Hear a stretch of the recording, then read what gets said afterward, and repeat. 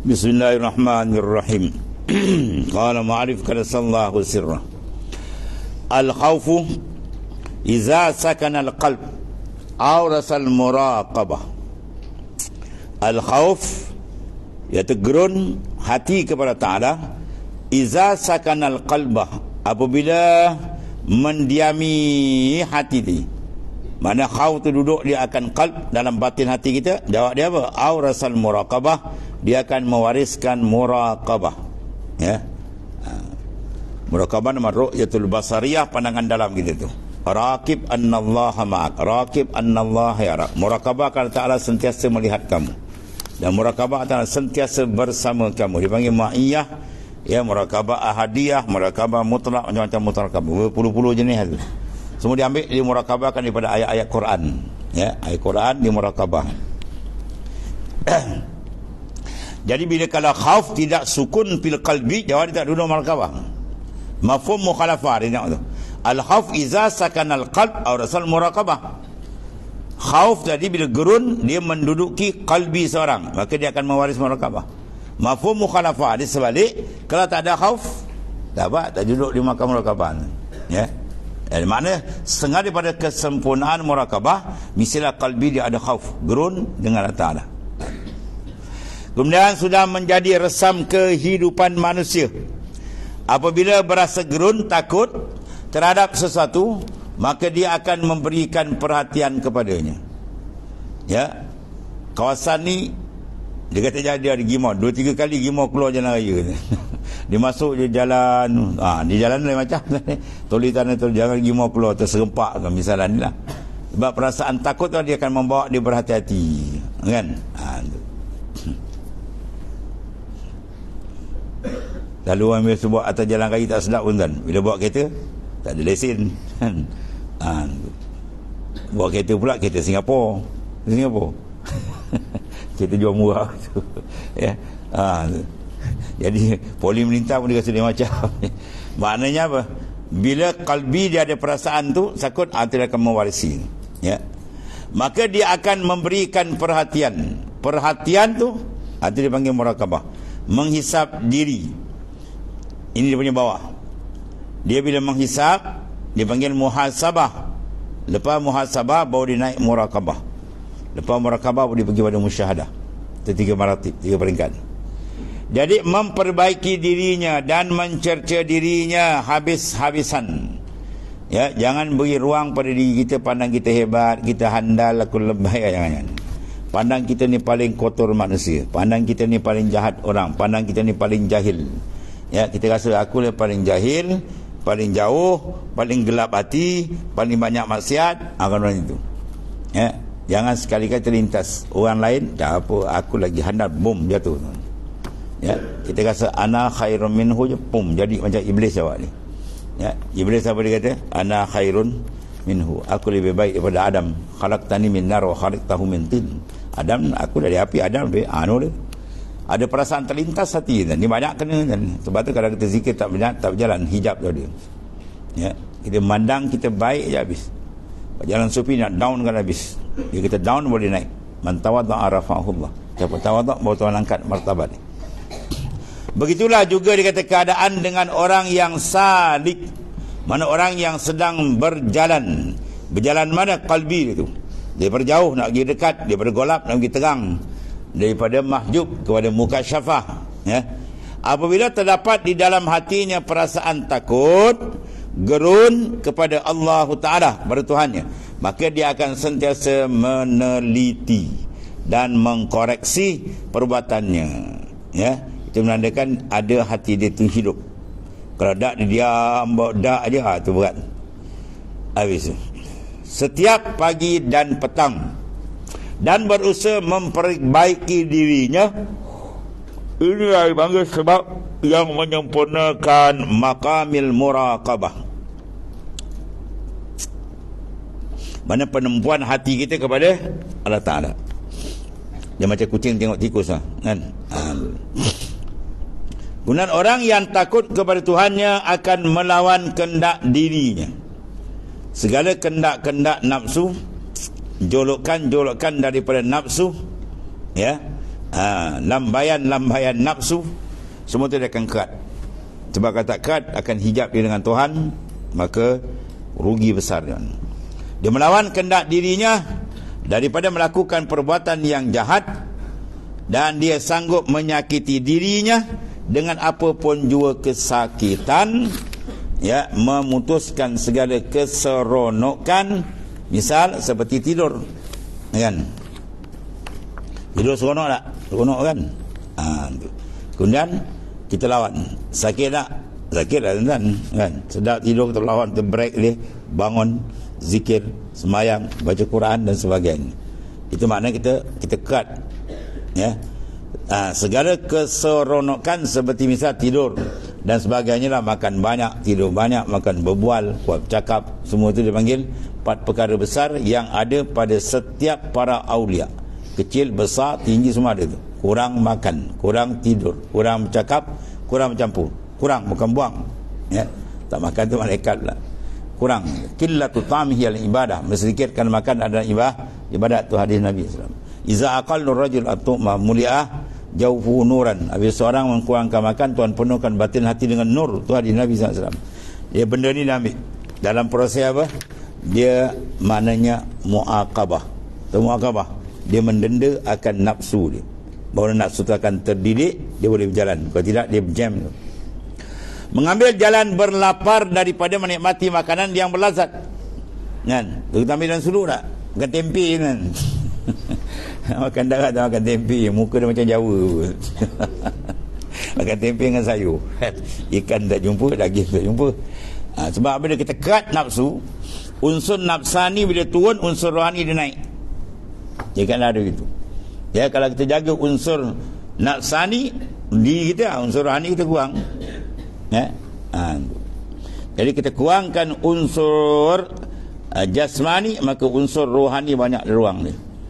Sebab tu bulan Ramadan banyak unsur-unsur, Tuhan tunjukkan unsur jasmani dia kurang, tak makan, ya.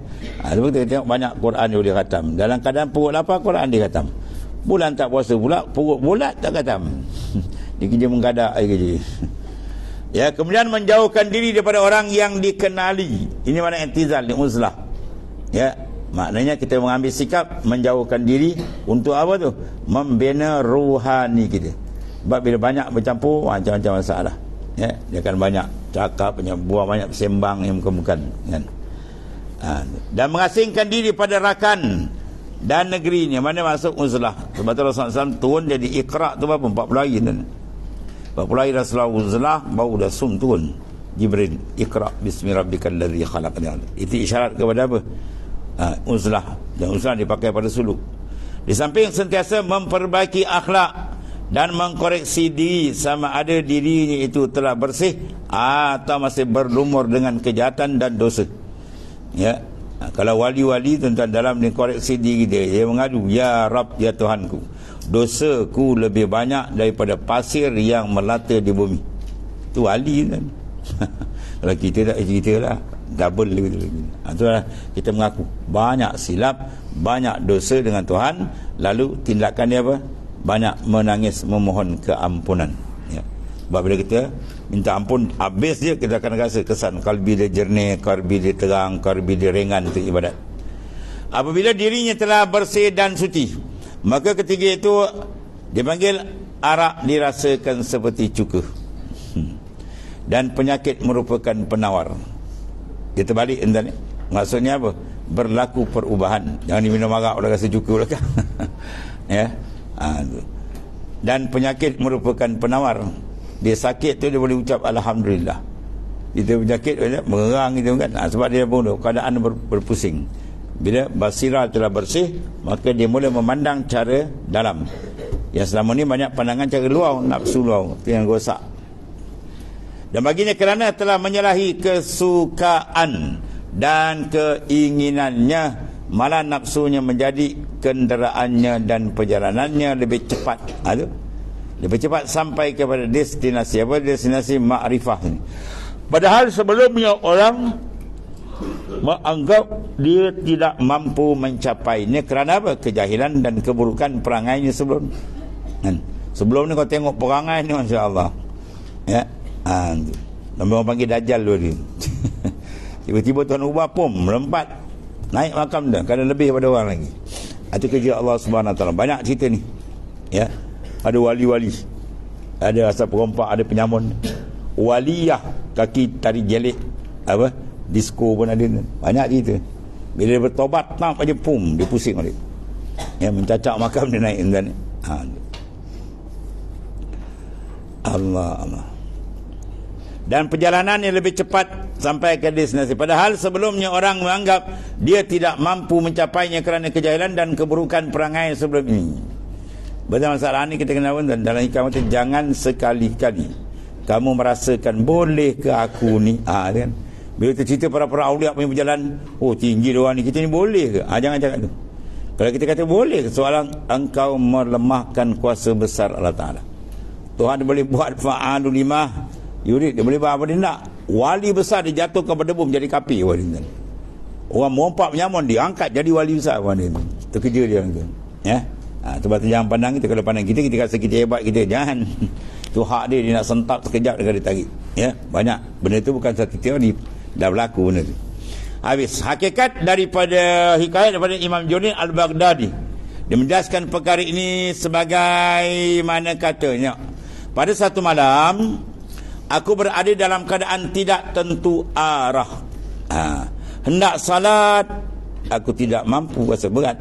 Hendak duduk pun, aku tidak mampu. Serba salah tu. Mana tidak ada tenteram. Maka aku pun keluar dari rumah tanpa ikhtiarku. Maknanya, dia keluar rumah tanpa ada program lah. Ya, buka pintu, aku keluar jalan. Bila aku berjalan, aku melihat di satu jalan, seorang sedang mengerjakan ibadat. Dia nampak seorang tadi tengah ibadat. Dia berkata kepadaku, hari ini kita dipertemukan, wahai Abul Qasim. Terperanjat di mana dia apa tu? Wali Yuntan tu. Dia kenal? Mana dia kenal Abu Qasim? Gelaran bagi apa nama tu? Imam Junaid adalah Abul Qasim. Dia kata hari ini kita dipertemukan. Aku kata wahai penghuluku, ya Sayyidi. Jadi apa? Imam Junaid boleh tahu keadaan ni. Dia tahu ni bukan sebarang orang ni. Dia tahu. Sebab man arafallah la yasul alaihi syai. Siapa yang betul-betul kenal makrifat sebenarnya Tuhan, tidak tersembunyi atas di satu. Tuan buka habis tuan. Sebab para awliya dia tengok kita A to Z dia boleh baca. Ya. Jadi kawan tu pap dia kata ini mesti apa ni? Orang bukan betul dia panggil ya Sayyidi wahai penghuluku, kita bertemu tanpa dirancang. Ya, sebab Sayyid Junaid tadi nak duduk sebesar dia pun keluar pum temu. Dan dia bertemu tu waliullah dah. Dan dia berkata, aku telah bermohon kepada Allah Subhanahu Wa Taala yang menggerakkan hati supaya dia menggerakkan hatimu datang kepadaku. Masya Allah. Rupa wali tadi berdoa, ya Allah kau gerakkan hati Junaid supaya datang kemari. Datang bertemu dia. Kemudian aku bertanya, apakah yang kamu mahu wahai penghuluku? Ya, wahai Sayyidi, apa yang tuan mau? Maka katanya, kata apa tadi wali itu? Setiap penyakit nafsu itu ada obatnya. Sebagaimana penyakit luar pun ada obat. Likulli da'in dawa fatadawaw. Tiap-tiap penyakit semua ada obat, maka hendaklah kamu berobat. Maka nafsu lebih besar. Kalau jasad kita tak obat, mungkin sebab akan jadi mati. Bila mati putus nikmat dunia, terkecil. Tapi rohani kalau mati dia jam, mana ruput nikmat akhirat. Lagi besar tak ni. Baik, sekarang dia kata ni obat dia. Aku berkata, apakah seorang itu menyalahi nafsunya, maka dia akan menghadapi kepada Tuhannya. Apabila seorang itu menyalahi nafsunya, maka dia akan menghadap kepada Tuhannya. Bermakna kalau nafsu kamu boleh tombangkan, confirm kalbi kamu dapat menghadap Tuhan. Bila mana kamu kalbi kamu pula sebaliknya payah nak menghadap, dia pusing, bermakna kamu sedang dipermainkan oleh nafsu. Kamu sedang dikalahkan oleh nafsu. Ya, begitu berperang, kali menang kali jatuh, kali menang turun naik kan. Kemudian dia berkata, aku telah menjawab soalan itu sebanyak 7 kali, tetapi aku tidak berpuas hati sehingga aku mendengar sendiri daripadamu. Dia katanya, maknanya apa? Ini orang besar tadi, orang hebat. Kemudian dari perkataan Junaid itu menjelaskan bahawa nafsu itu apabila menyalahi hawa kendak dia, maka dia menjadi bersih. Kerana proses penyucian diri akan berlaku dengan menyalahi kehendak nafsu. Ya, segala kehendak dia ketekat, oh cantik. Ya, hawa dia tu, kehendak dia tu yang tak elok. Maka nafsu akan berubah daripada amarah dia naik pada lawamah, dia naik pada mulhamah, dia naik pada mutmainnah dan seterusnya. Sebab nafsu lah hakikat diri kita. Yang kita jaga baik, dia cantik. Kita tak biarkan dia rosak. Kemudian dia kata haiwan itu apabila dibersihkan, ya, kambing, lembu kan, ia akan menjadi bersih. Oleh yang demikian, jadilah setiap perkara yang pada permulaannya merupakan penyakit, maka bila ada obat, dia bersih, cantik. Iaitulah makanan dan minuman yang lazat seperti obat dia. Ya, kemudian orang yang sakit pada mulanya dipantangkan daripada mengambil makanan dengan jumlah yang banyak. Itulah dalam suluk kita pakai ini keadaan. Ya, keadaan apa? Break, tahan. Tahan nafsu. Jadi banyak ruang itu dia akan dapat berdasar kepada hadis-hadis Nabi sallallahu alaihi wasallam. Supaya dirinya tidak binasa dan mudarat. Ya. Kalau dia tak ada, maknanya pantang ni menyebabkan apa? Mudarat. Sebab pantang tu lebih baik daripada berobat. Kan kita pantang awal lagi. Kita pula terbalik, pantang jumpa. Habis dia sapu pun kan. Dia kerja mana, jumpa tak kira mana sebat. Balik kan habis dah miring kepala. 20 naik gula kan. Allah Karim. Maka apabila sihat, ia menjadi obat baginya. Sedangkan dahulunya ia adalah penyakit. Dia berpenyakit. Faham ni? Bila suluk, kita bagi ni. Makan sikit, tidur sikit. Ya. Yang sendak yang banyak apa? Zikir kena banyak. Ya. Bila habis dia pump. Tadi tak makan daging. Bila habis suluk, kambing dia pun tumpang. Apa? Syukur. Kita syukur lepas suluk. Ya. Sebab tu dia kata, makanlah kamu makanan orang yang sihat. Faham? Makanlah kamu sebagai makan orang yang sihat. Apa makna dia? Makanan orang sihat, makanan yang tidak ada resiko. Orang sakit, kencing manis, darah tinggi menjadi, jangan jaga makan, silap makan kan, pam, dia jam. Tapi kalau orang sihat, jam. Budak-budak umur 14, 15, 7, bagi apa pun dia tali saja. Sebab tubuh dia apa? Antibody dia kuat. Tak ada hal. Gitulah bila antibody makrifat dia kukuh, tak ada apa. Syekh Abdul Qadir Jailani, peringkat awal bila suluk tuan-tuan, air segelas ni akan dan suluk, air putih, dia bagi roti kering. Seorang anak tadi hantar ibu dia berminat sangat, hantar dia masuk suluk. Bila dia pergi keluar tengok, Syekh Abdul Qadir Jailani duduk di atas singgasana dia makan ayam sedap. Dia tengok anak dia tinggal kering. Ya, anak dia tinggal kulit dengan tulang. Padahal datang ke gemuk. Mana dia sedang proses. Ya, sedang proses. Jadi ibu dia pun kata, ya Sayyidi Syekh, hibanya hatiku. Kau makan ayam sedap, anak aku tinggal kulit dengan tulang. Apa kata Syekh ada jalan ni, dia ambil tulang kan. Tulang ayam dia letak depan. Dia kata, kum biiznillah, bangun dengan izin Tuhan. Bangun dari ayam ni Tuhan. Kalau anak kau nampak tarap ni, boleh lah dia tu. Apa maksud dia? Makan ni bukan makan sebarang. Ya, dia makan pun nampak afal Tuhan. Ya, kita makan bukan nampak afal Tuhan, nampak afal kita. Makin dia sebat lagi banyak dia.